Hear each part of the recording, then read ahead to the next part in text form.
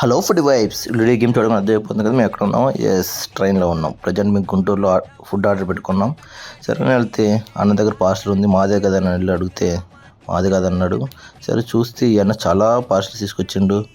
Okay అని చూస్తే అది మా పార్సలే. ఆ పార్సల్ పట్టుకుని అలా ట్రైన్లోకి వెళ్ళిపోయాం.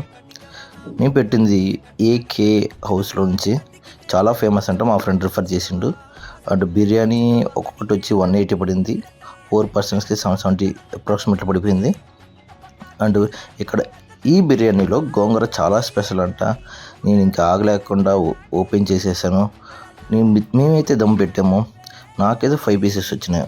మా వాడికి మాత్రం 1 పీసే వచ్చింది. పాపం చాలా ఫీల్ అవుతున్నాడు చూడండి. అండ్ క్వాంటిటీ కూడా చాలా ఎక్కువ ఉన్నట్టు ఉంది. టేస్ట్ వరకు వస్తే టేస్ట్ కూడా చాలా బాగుంది.